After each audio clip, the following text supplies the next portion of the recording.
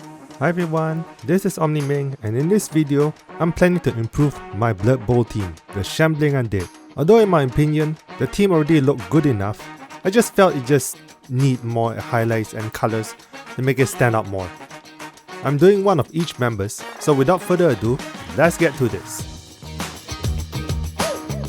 Our first model will be a Ghoul. So what I felt that the skin color should be a different color instead of a bruised blue color, as it get confused with the armor. So I plan to change it to Magos purple. The color would change to purple, and I could add other highlights.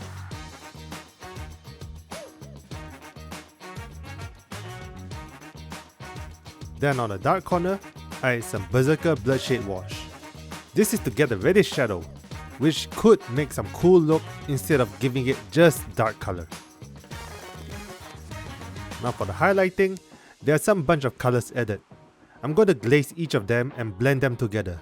The colors consist of Xerius Purple, Pink Horror, and Fulgrim Pink. The trick is to stipple and glaze until the model comes out on the light area.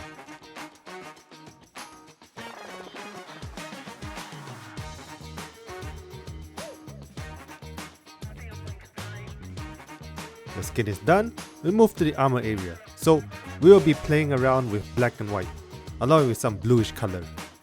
The trick that I did was have the lighter side on the top, so we'll add, let's say, white color on the top.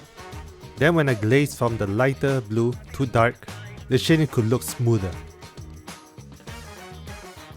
Then later, glaze back the lighter colors back, switch back and forth and get the colors right.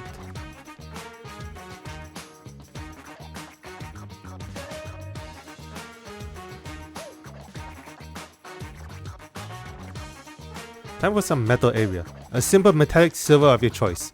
Mine's here is Army Painter's Plate Mill Metal. Now some other colors fixes, I add some lighting. It could be anything as long as there's a small shade of light, not too harsh. The Ghoul's done, now for the next part. For the white, some areas was not painted, so I'm doing the improvement here. Another challenge I face is seeing too strong of a solid color, so I'm using the Tamiya panel liner to help add a shadow in the area. Now to work on the boot area, I'm using my red paint and add layers and glaze them until there is some shine. I shouldn't add too much paint though, as the color shouldn't be too bright. The armor area will be fixed now using the same method as before.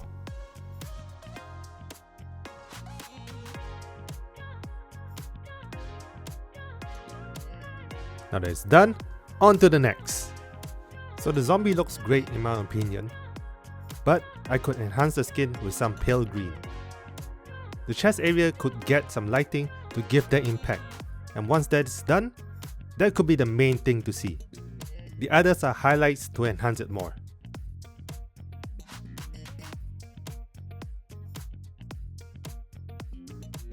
The skeleton is similar to the white earlier.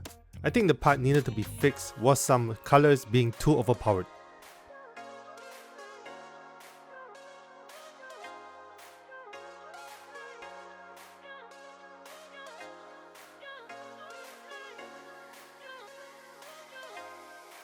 Lastly, the mummy.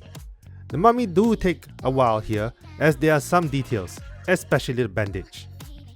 I can't tell why I did add blue highlights, but I corrected with some decomposed flesh from AK Interactive.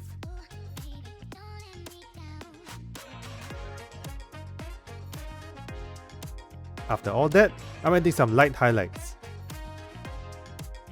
Follow up with blending and glazing the decomposed flesh colors back. After this, maybe get the bone part in the mummy's front chest with some bright bone colors. This one is Screaming Skull.